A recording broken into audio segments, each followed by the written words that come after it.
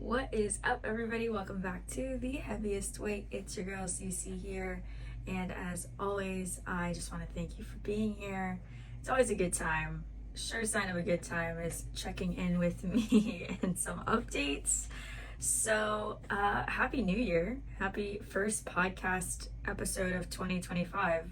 Holy shit! Can't get any worse, right? Just kidding.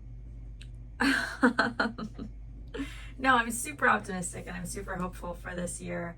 I think it's funny how people's a decline of optimism with the New Year's and resolutions even has like slowly. I've seen it like on a steady decline since probably 2020.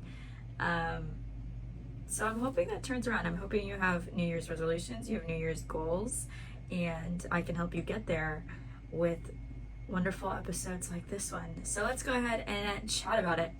This episode was very impromptu just because I had other stuff I wanted to talk about, but they can wait. It can wait. This is more of the essence of right now. So, this feels like the most millennial thing we probably have done in a long time, like as a society. I don't know if you've been able to scroll through Instagram and see the like everybody posting their list of like what's in for this year and what's out for this year. It to me feels very millennial. I remember being in school and being like, and you would have like the Paris Hilton type of like hot or not list, and like this is the stuff that's hot, this is who's hot, this is what's in, this is what's out, and then it kind of went away, and I feel like we're bringing it back, like just as millennials, we're just bringing it back. We're like, this is cool, do it, what's in and what's out, instead of resolutions, which I can get behind because I feel like you're not just working on one thing, or it doesn't take just one step to achieve a specific goal, you know. For example, relating everything I do in this world to the body, if you're trying to lose body fat, you're not just doing cardio, you're not just eating in a deficit. Like those things will help, yeah, for sure, but you have to do that plus strength training and just like a combination that works best for you in order to see the results you're looking for. So I get it. I get like the what's hot, what's not, what's in, what's out. So I tapped into it, I leaned into it, and I made my own list, and I'm gonna share it with you today. I think it's personal, right? So take everything I say with a freaking grain of salt, but I think it's a pretty good list, and I think if you don't really know how to feel about this year or like what direction to start working towards some goals, I think that this might help.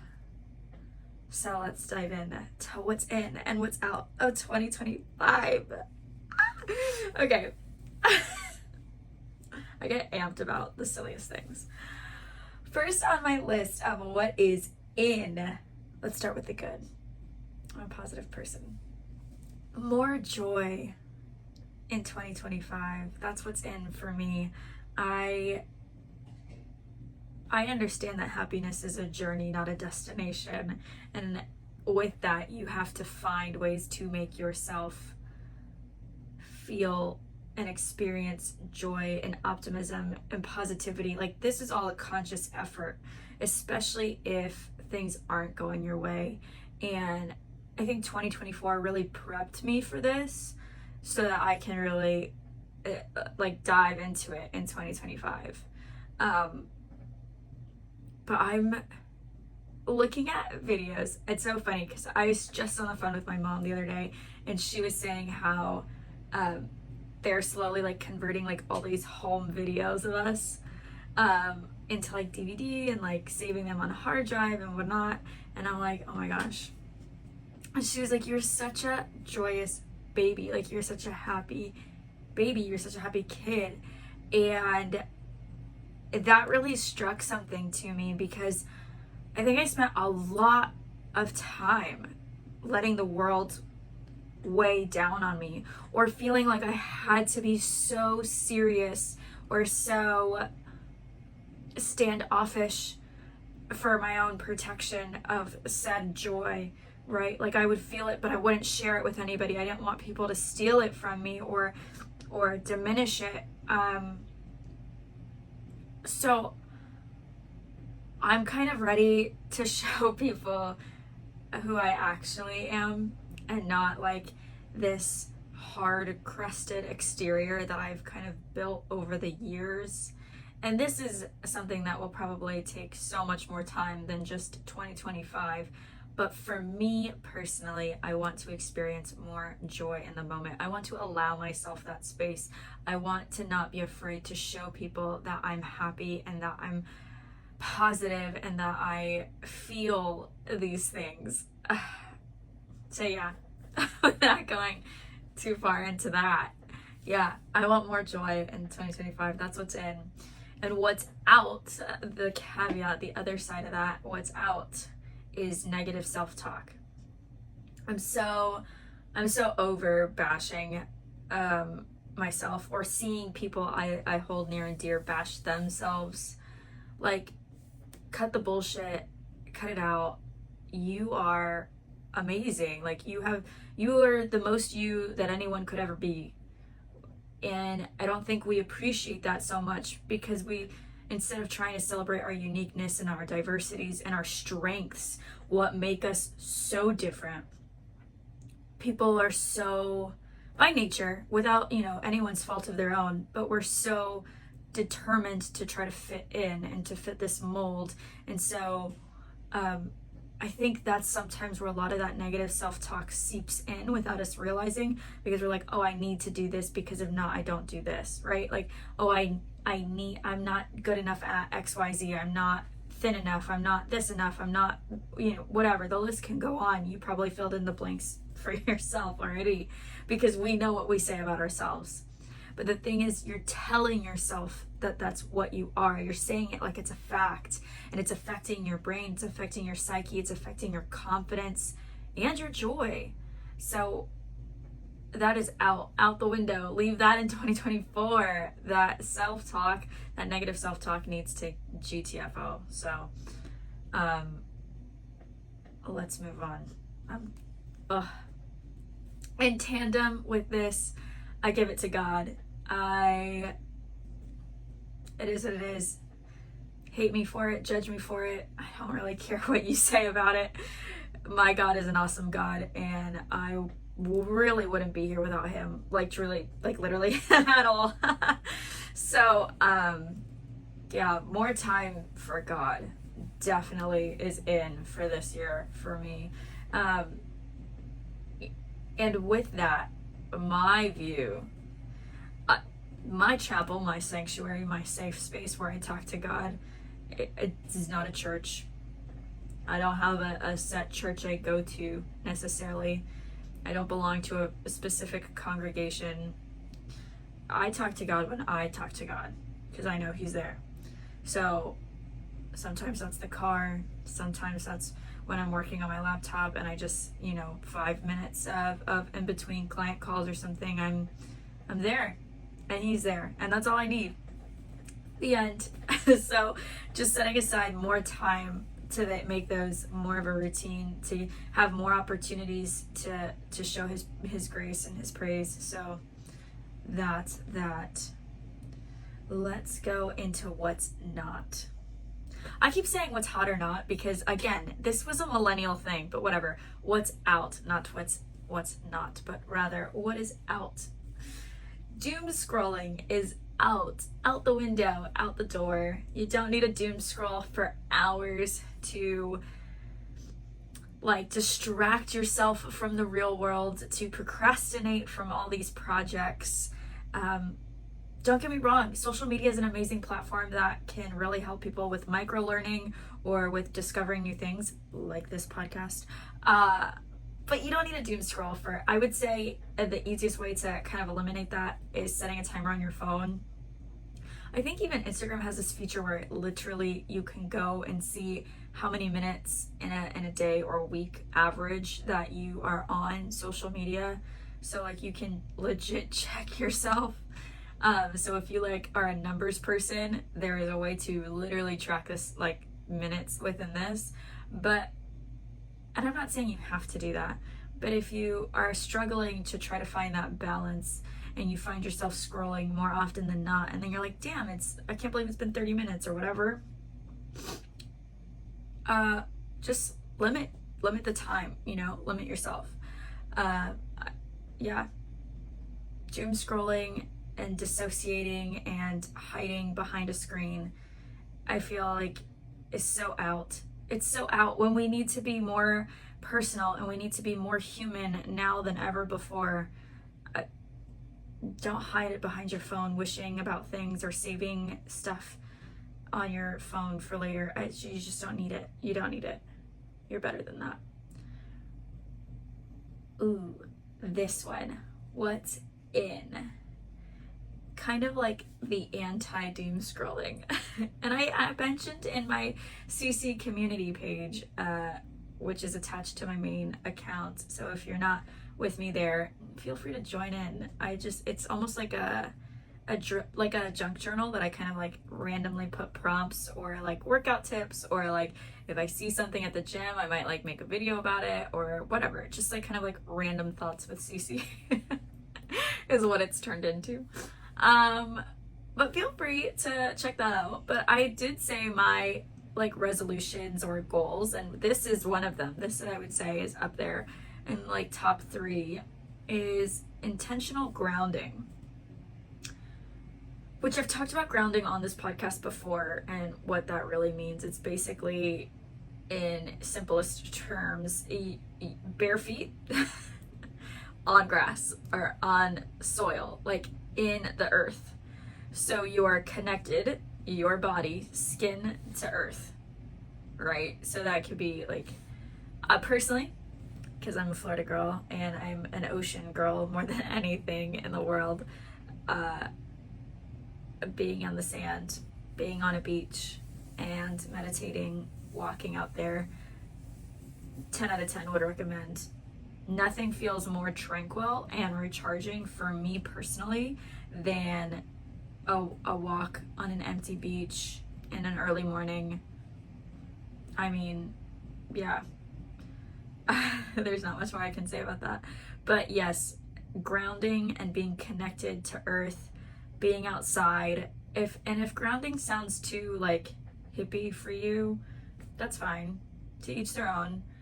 But I would still suggest going outside, letting your eyes absorb the sunlight. That does so much for your mood boost and just like waking you up, helping your circadian rhythm, like decluttering your mind, productivity levels go up. So if nothing else, go outside. Yeah. Wow, that sounds really nice right now, actually. I might do that as soon as I finish this podcast. Just go for a quick walk around the block. Meal prep diversity is in. It's in. It's what's hot. It's what's hot right now.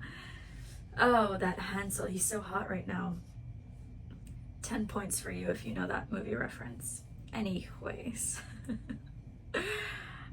Meal prep diversity. And what I mean by that is, I think over the last 2 years, maybe, one of the biggest struggles I've seen from my clients is that they don't want to eat the same foods every day. And they think that by logging their food or by talking to me about their macros, and I set some example meals of what it should look like, they go by Bible on that one, and then they're like, oh, I'm so burnt out of XYZ. There are so many different types of foods out there. Find the one that works best for your body and aligns with your goals. Period. It can't be that simple, honestly. I know that everyone has different preferences, flavor profiles, dietary restrictions, adherence, all of that stuff. But there are so many like nutrition coaches, registered dietitians, even myself with that like holiday cookbook that I released, and there's so many more like me that we're helping you find the things that you like within the foods that make sense, the better quality options. Use those resources. Instead of just doom scrolling on TikTok, look up actual recipes on TikTok for meal preps. Like, be smart about the time that you have to learn or educate or better yourself into what you're trying to achieve. And even if you're just maintaining, you should still want to feel good and put good food in. You should still want to try to make sure that your quality of life while you're here is the best it can be. So with that, I'm also going to kind of jump into what's not part of 2025, what's out. Fad diets are out. And I've talked on my soapbox before about how I feel about these super restrictive, super crash and short-lived fad diets. So I'm not going to go too much into the details of it and the nitty-gritty of it, but if it's super restrictive, you probably won't stick to it forever. If it's involving with drugs, or now even like Ozempic and shit like that, where you have no idea the side effects, you don't know what it's going to do to you long term, and you really aren't the actual medical candidate for it, you just want the side effects of it, you're going to do your body more harm, right? We're talking about health. We're not talking about looking good. We're talking about feeling good. There's a fucking difference. So I'm tired of people thinking like there's going to be a miracle drug waiting for them around the corner. Just no. You're going to feel like shit if you do that. And it won't be immediate. You'll probably like some results, especially I've seen people all the time. They do keto and then they're like, oh, I've lost, 10 plus pounds. I feel amazing, blah, blah, blah.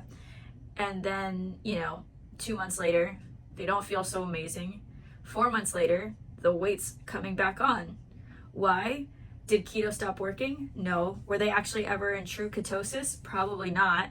But it's more so like their body can't sustain the extreme diet that they were on, and so then it assimilates, it adapts, they get bored, or it gets tough, especially around the holidays, so it's not sustainable. All of that to say, long-winded way of saying, these fad diets are never sustainable, and they're in all truth, they were never designed to be sustainable. They were designed as quick fixes, as a confidence booster, as a short-term relief of a certain, maybe even health condition or overweight person. And then they're supposed to, in nature, segue into a more holistic diet. But we, as impatient humans, in the 21st century, do this yo-yo dieting, right? Where we go into a super restrictive thing and then we binge right out of it, and then we go super restrictive and then we binge right out of it. And so fad diets are out. They don't work. It's been proven that they don't work. Don't buy into the gimmick. Don't buy somebody's program if you know that coach is going to lead you into that kind of thing. It's not going to be any benefit to you in the long term, or for your actual health goal, which arguably is more important to me than what the scale says or what size you wear. It's about your health. It's about what's on the inside. It's about what your blood work says, what your labs are saying, what your doctor is saying. Like, these are all, bigger and scarier things than, oh, I used to be a size 6 and now I'm a size 8. I don't care about your size 8. What's your heart health look like? What's your blood pressure like? Those are the things I care about. Moving on. I rest my case. I get so heated about food. You know what? So, F it. We're going to keep talking about food. In 2025 is Whole Foods. Not just the store. I'm not like, this is not an ad for Whole Foods, but actual Whole Foods. Natural, found foods. Your veggies, your animal proteins, your carbs, like sweet potato, veggies, bananas, fruits, all of those things. They're in nature and in Whole Foods. Things that you will find is that your calories go a lot longer because, funny enough, they're not super calorically dense, but they are nutritionally dense. Almost all of them. You look at leafy greens, you look at fruits, you're gonna get a lot of bang for your buck. And with that, and the inside at the, molecular level, you're gonna get micronutrients that you won't find in your bottom of the bag potato chips. Sorry, I'm sure they taste great, but it's not the same. So sticking to a whole food diet, no matter what kind of dietary adherence you have or sensitivity you have, you can't tell me you're allergic to whole foods. You wouldn't be alive. So sorry. Incorporating more like of those home cooked meals, those meal preps that I was just talking about, finding that diversity and creating new recipes that make sense for you. I have recipes that I don't tell anybody because I know nobody else will like them except for me, but it is a combination that I love, and it's all whole foods and it's low calorie and it fits my protein, and it, like, you know what I mean? Like, it is what it is, but I'm not gonna put it on my clients like recipes and be like, hey, eat this, because they're gonna be like, Cece, what the hell is that? And I'm like, it tastes amazing. It probably doesn't, but it's good to me. So you have that option, you have that liberty. Find a coach or find someone that you can talk to about knowledge that has that nutritional background that can kind of help you piece together your own recipes, your own cookbook, and that way you're building your confidence in the kitchen and you're building your confidence in your knowledge of food. So even when you are going out to eat at restaurants or you are going to indulge here and there and everywhere this year, you at least have something to go off of because you have that frame of reference from your own food at home. So whole foods are in, which means processed foods are out. Processed foods just make you feel like shit.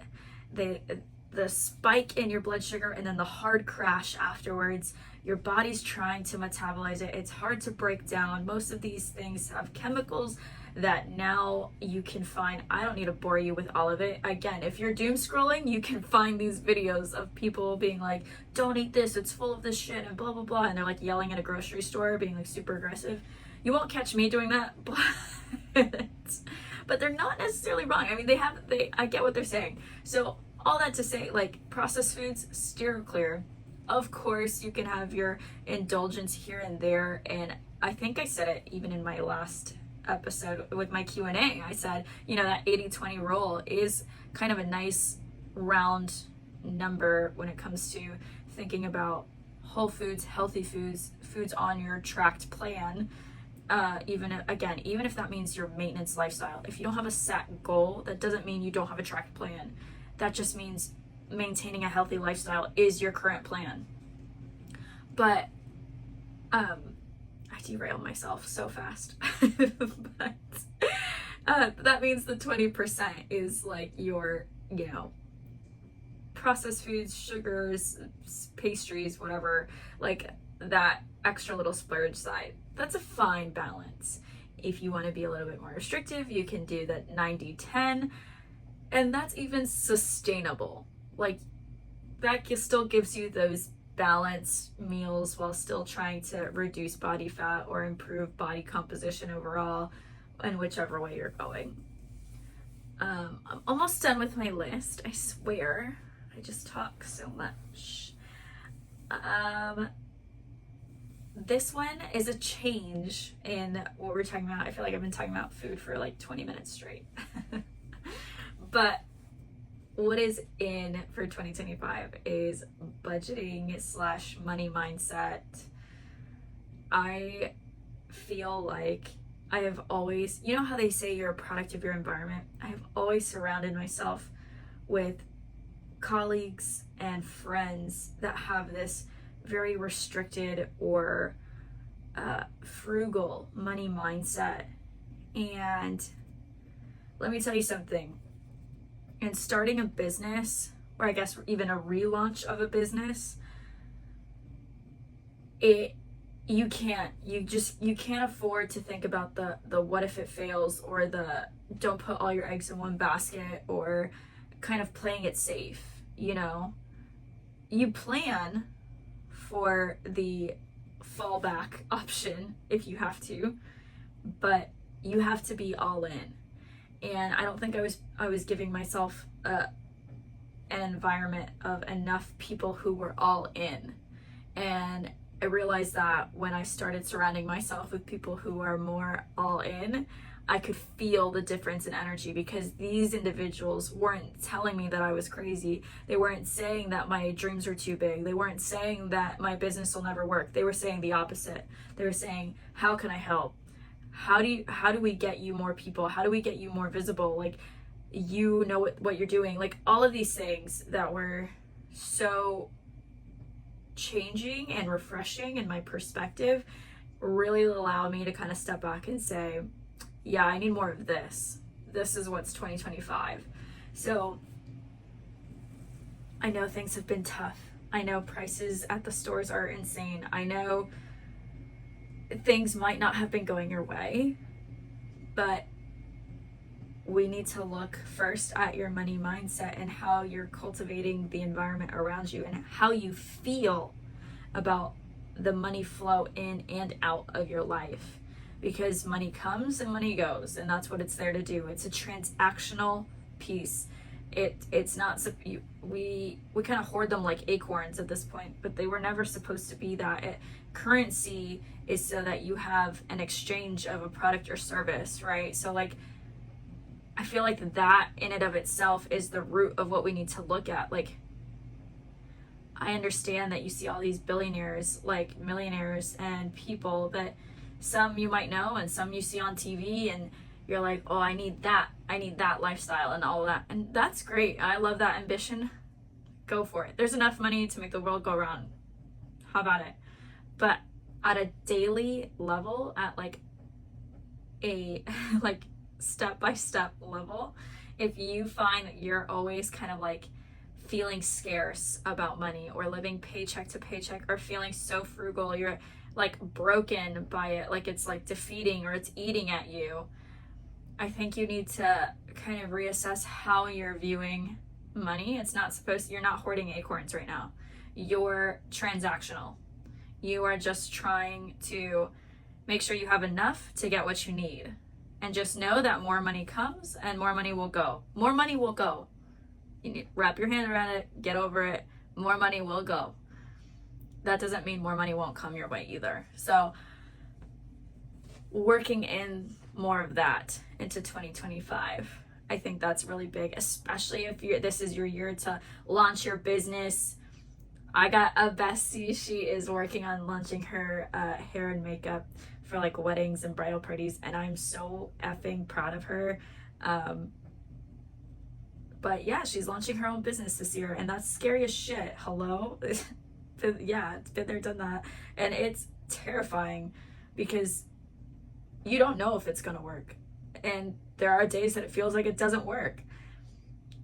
But knowing that there will be those lulls, and then there will be those great moments and those ebbs and flows of cash flow is just part of the bigger picture and bigger process.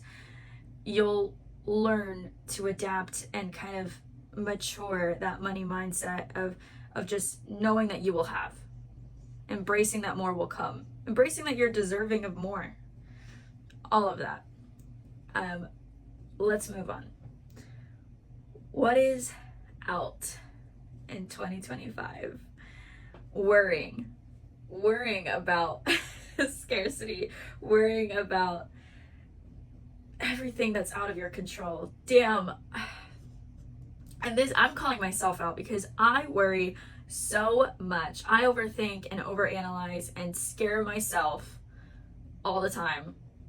So trust me when I tell you, this is for me too. We gotta worry less.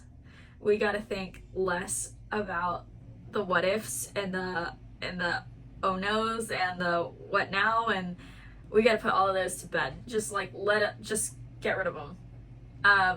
It's destroying your mental health, you know? It's really taking a toll.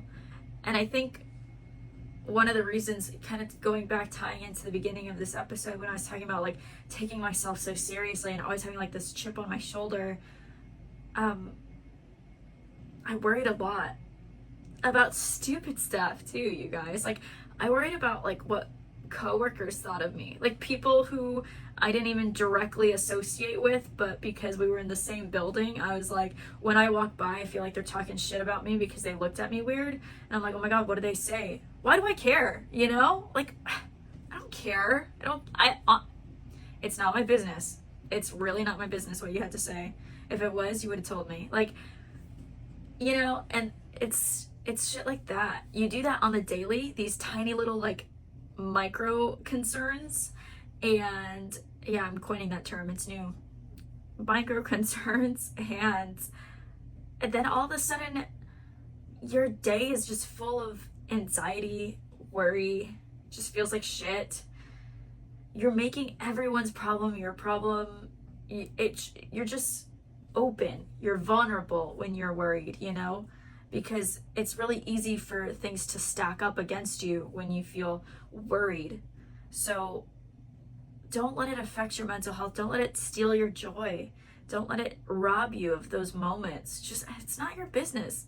It's not your business. Don't worry about it. Don't worry about it. What are you going to do in the future? What's your 5-year plan? What's your this? This is my goals. This is what I'm working towards. But if I hit obstacles, I'm not worried about it. I'm not there yet. I don't need to be concerned with that until it happens. You know, kind of reducing those like overthinking, anxiety-driven scenarios that we build up in our heads. They drain us of our energy, they drain us of our joy, and they really do take a toll on our mental health in the day-to-day. Last thing that I'll say is out.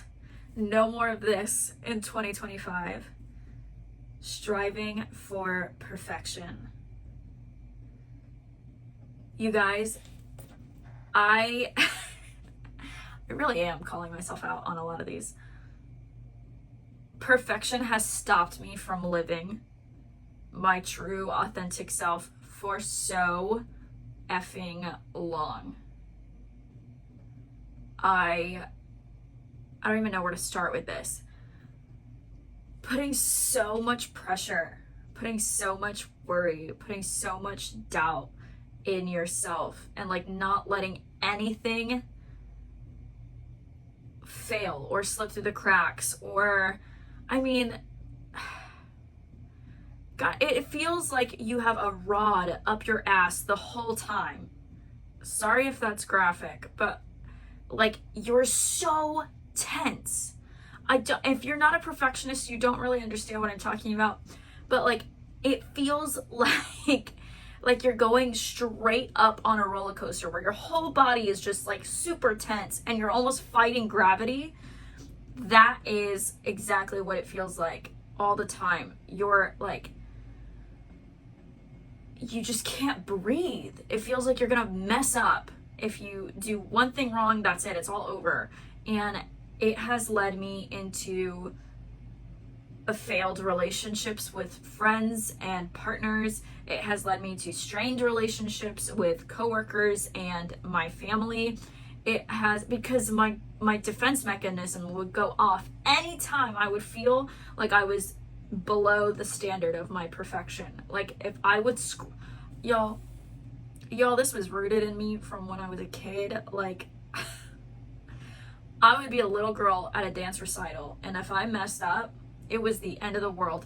I stopped playing piano because the last chord of my piano recital, the last chord I hit on the piano, I was one key off. And so to me, it sounded messed up. I literally went into the courtyard of this freaking like venue and cried, bawled my eyes out because I messed up one key at the very end. And I was beside myself. I couldn't believe I screwed up in front of all those people. Mortified. I was like 8. And I literally stopped playing piano. You guys, I could have been a fucking pianist. I could have just kept playing piano my whole freaking life. It could have been one of my favorite outlets of like therapy or whatever, because I really enjoyed it when I was young. But I messed up one time in front of a live audience and that was it. I was like, nope, never again. Do you know how much pressure that is to live with? I mean, it's like, it's heavy. So, if that's you, if anything that I just said, some of you are probably ending this episode like, wow, Cece is fucked up. Cece which is totally fair, totally valid. But if that speaks to you, avoid the pressure, let go of the burnout, let go of that chip on your shoulder, stop feeling the need to be perfect. Let mistakes be moments. Let 1 minute be 1 minute. Let one key off not ruin your whole hobby and pastime and years of experience. You get what I'm saying? Don't let one tiny thing throw off everything. You don't have to be perfect. You don't have to be perfect.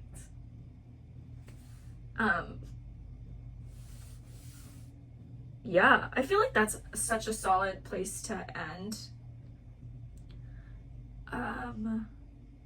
Oh, I will say one more because this one is important to me, and to you. Probably my favorite one is boundaries. Boundaries are in for 2025. Boundaries between people, telling people what you are willing and not willing to do, whether that be in a professional work setting or between a relationship with a partner or friends, what you will and won't do for that relationship or that setting. Boundaries between your family can be tough, but setting boundaries with people, setting boundaries with your work-life balance, I feel like that's pretty self-explanatory. I really don't have to go into that, but setting boundaries for yourself. If you tell yourself, no, I'm going to commit to going outside on these walks, like Cece said, and get some sunlight 3 times a week, every other day on the morning at 7 a.m., and then all of a sudden your husband's like, oh, hey, babe, let's go to this, I don't know, this one event that happens to be at 7 a.m., or we have to leave the house by 7. You could say, I love that idea. Can we show up a little bit later because my walk is at 7 a.m. I told myself I was going to do it, and that's what I'm doing. That is a boundary. That is setting yourself as a priority to yourself and telling people, hey, respect what I said. Respect me enough to respect my goal. That's a good place to stop. Right there. All right, y'all. I love hanging out with you. Thank you so much for tuning in.